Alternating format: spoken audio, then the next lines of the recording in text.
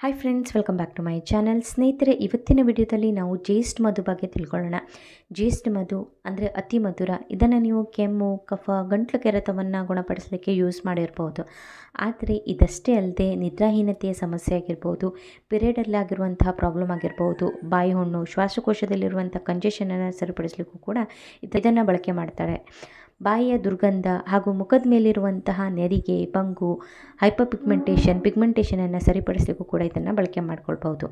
ಆದರೆ ಈ ಜೇಸ್ಟ್ ಮಧುವನ್ನು ಯಾವ ಪ್ರಾಬ್ಲಮ್ಗೆ ಹೇಗೆ ಬಳಸ್ಕೊಳ್ಬೇಕು ಅಂತ ನಮಗೆ ಸರಿಯಾಗಿ ಗೊತ್ತಿದ್ದರೆ ಇದರ ಪರಿಣಾಮ ನಮಗೆ ಸಿಗುತ್ತೆ, ಇದರ ರಿಸಲ್ಟ್ ನಮಗೆ ಸಿಗುತ್ತೆ. ಹಾಗಾಗಿ ಜೇಸ್ಟ್ ಮಧುವನ್ನು ನಾವು ಯಾವ ಪ್ರಾಬ್ಲಮಿಗೆ ಹೇಗೆ ಬಳಸ್ಕೊಳ್ಬಹುದು ಅಂತ ಇವತ್ತಿನ ವಿಡಿಯೋದಲ್ಲಿ ತಿಳ್ಕೊಳ್ಳೋಣ ಬನ್ನಿ.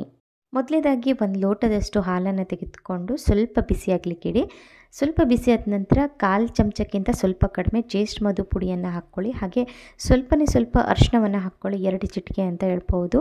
ಚೆನ್ನಾಗಿ ಈ ಹಾಲನ್ನು ಕಾಯಿಸ್ಕೊಳ್ಳಿ. ಕಾಯಿಸ್ಬಿಟ್ಟು ಈ ಹಾಲನ್ನು ನೀವು ಮಲಗುವ 1 ಗಂಟೆ ಮುಂಚೆ ನೀವು ಸೇವಿಸೋದ್ರಿಂದ ನಿಮ್ಮ ನಿದ್ರಾಹೀನತೆ ಸಮಸ್ಯೆಯು ಗುಣ ಆಗ್ತಾ ಬರುತ್ತೆ ಹಾಗೂ ನಿಮಗೆ ಚೆನ್ನಾಗಿ ನಿದ್ದೆ ಕೂಡ ಬರುತ್ತೆ.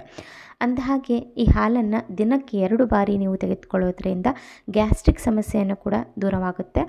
ಮತ್ತು ಈ ಹಾಲನ್ನು ನೀವು ಮಕ್ಕಳಿಗೆ ಕೊಡೋದರಿಂದ ನೆನಪಿನ ಶಕ್ತಿಯನ್ನು ಕೂಡ ಇನ್ಕ್ರೀಸ್ ಮಾಡಲಿಕ್ಕೆ ಹೆಲ್ಪ್ ಆಗುತ್ತೆ. ಹಾಗೆ ಇದರಲ್ಲಿ ಆ್ಯಂಟಿ ಮೈಕ್ರೋಬಿಯಲ್ ಗುಣ ಇರುತ್ತೆ. ಹಾಗಾಗಿ ಬಾಯಲ್ಲಿ ಆಗಿರುವಂತಹ ಹುಣ್ಣನ್ನು ಕೂಡ ಕಡಿಮೆ ಮಾಡಲಿಕ್ಕೆ ಇದೊಂದು ಒಳ್ಳೆಯ ಔಷಧಿ ಅಂತ ಹೇಳ್ಬೋದು.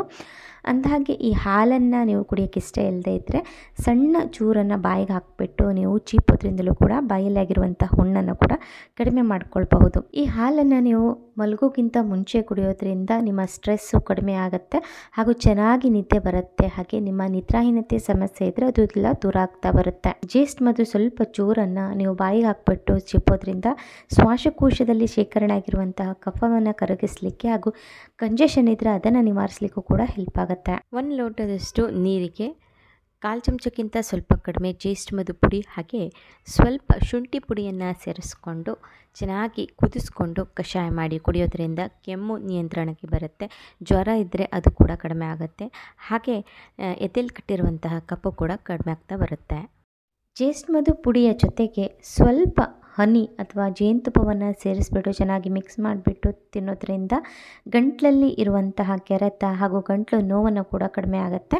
ಹಾಗೆ ಲೇಹವನ್ನು ನೀವು ಇದಕ್ಕೆ 2-3 ಬಾರಿ ತೆಗೆದುಕೊಳ್ಬೇಕಾಗತ್ತೆ. ಹಾಗೆ ಜೇಸ್ಟ್ ಮಧುವಿನ ಕಷಾಯ ಮಾಡಿ ಕುಡಿಯೋದ್ರಿಂದ ಅಥವಾ ಟೀ ಮಾಡಿ ಕುಡಿಯೋದ್ರಿಂದ ಪಿರಿಯಡಿನ ಸಮಸ್ಯೆ ಆಗಿರ್ಬೋದು, ಪಿರಿಯಡ್ ಸಮಯದಲ್ಲಿ ನಿಮಗೆ ನೋವಾಗೋದಾಗಿರ್ಬೋದು, ಕ್ರ್ಯಾಂಪ್ಸ್ ಆಗೋದಾಗಿರ್ಬೋದು, ಅದೆಲ್ಲವೂ ಕೂಡ ಕಡಿಮೆ ಆಗಲಿಕ್ಕೆ ಹೆಲ್ಪ್ ಆಗುತ್ತೆ. ತುಂಬ ಜಾಸ್ತಿ ಫ್ಲೋ ಆಗ್ತಾ ಇದ್ದರೆ ಅದನ್ನು ನಿಯಂತ್ರಣದಲ್ಲಿರಲಿಕ್ಕೂ ಕೂಡ ಈ ಜೇಸ್ಟ್ ಮಧು ಬಹಳ ಒಳ್ಳೆಯ ಔಷಧಿ ಅಂತ ಹೇಳ್ಬೋದು. ಕೊನೆಯದಾಗಿ ಜೇಸ್ಟ್ ಮಧುವನ್ನು ಫೇಸ್ ಪ್ಯಾಕನ್ನು ತಯಾರಿಸಲಿಕೆಯಲ್ಲಿ ಕೂಡ ಬಳಕೆ ಮಾಡಿಕೊಳ್ಬಹುದು.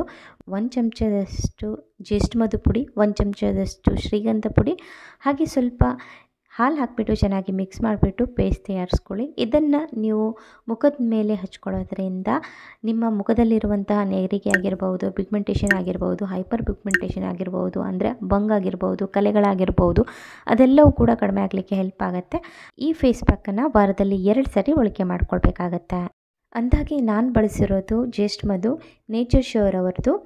ಸೊ ನಿಮಗೂ ಬೇಕಾದರೆ ನೀವು ಕೂಡ ನೇಚರ್ ಶೋರ್ ಅವರ ಜೇಸ್ಟ್ ಮಧು ಪುಡಿಯನ್ನು ತರಿಸ್ಕೊಂಡು ಬಳಕೆ ಮಾಡ್ಕೊಳ್ಬೋದು. ಸೊ ಇದರ ಪರ್ಚೇಸಿಂಗ್ ಲಿಂಕನ್ನು ಡಿಸ್ಕ್ರಿಪ್ಷನ್ ಬಾಕ್ಸಲ್ಲಿ ಕೊಟ್ಟಿರ್ತೀನಿ, ನೀವು ಚೆಕ್ ಮಾಡ್ಬೋದು. ಹಾಗೆ ಈ ಪ್ಯಾಕಲ್ಲಿ ನಿಮಗೆ ಜೇಸ್ಟ್ ಮಧು ಪುಡಿಯ ಜೊತೆಗೆ ಒಂದು ಹನಿ ಕೂಡ ಸಿಗುತ್ತೆ, ಹಾಗೆ ಒಂದು ಬ್ರಷ್ ಸಿಗುತ್ತೆ, ಹಾಗೆ ಒಂದು ಸ್ಪ್ಯಾಚುಲ ಕೂಡ ಸಿಗುತ್ತೆ. ಈ ನೇಚರ್ ಶೋರ್ ಅವರ ಈ ಜೇಸ್ಟ್ ಮಧು ಪುಡಿ ನ್ಯಾಚುರಲ್ ಆಗಿತ್ತು. ಇದರಲ್ಲಿ ಯಾವುದೇ ರೀತಿಯ ಪ್ರಿಸರ್ವೇಟಿವ್ ಕೂಡ ಹಾಕಿಲ್ಲ, ಕಲರ್ ಕೂಡ ಹಾಕಿಲ್ಲ ಹಾಗೂ ಕೆಮಿಕಲ್ಸ್ ಕೂಡ ಇಲ್ಲ ಇದರಲ್ಲಿ. ಸೊ ಹಾಗಾಗಿ ನೀವು ಇದನ್ನು ತರಿಸ್ಕೊಂಡು ಬಳಕೆ ಮಾಡ್ಕೊಳ್ಬೋದು. ನೀವು ಕೂಡ ಇನ್ಮೇಲೆ ಜೇಸ್ಟ್ ಮಧುವನ್ನು ಬಳಸಲಿಕ್ಕೆ ಸ್ಟಾರ್ಟ್ ಮಾಡಿ, ನಿಮ್ಮ ಆರೋಗ್ಯವು ಕೂಡ ವೃದ್ಧಿಯಾಗುತ್ತೆ. ಸೊ ಇವತ್ತಿನ ಈ ವಿಡಿಯೋ ಇಷ್ಟ ಆದರೆ ದಯವಿಟ್ಟು ಲೈಕ್ ಮಾಡ್ಬೋದು, ಶೇರ್ ಮಾಡ್ಬೋದು ಹಾಗೂ ಇನ್ನೂವರೆಗೆ ಚಾನಲನ್ನು ಸಬ್ಸ್ಕ್ರೈಬ್ ಮಾಡದೇ ಇದ್ದರೆ ದಯವಿಟ್ಟು ಸಬ್ಸ್ಕ್ರೈಬ್ ಮಾಡಿ. ಸಿಗೋಣ ಮುಂದಿನ ವಿಡಿಯೋದಲ್ಲಿ. Thank you.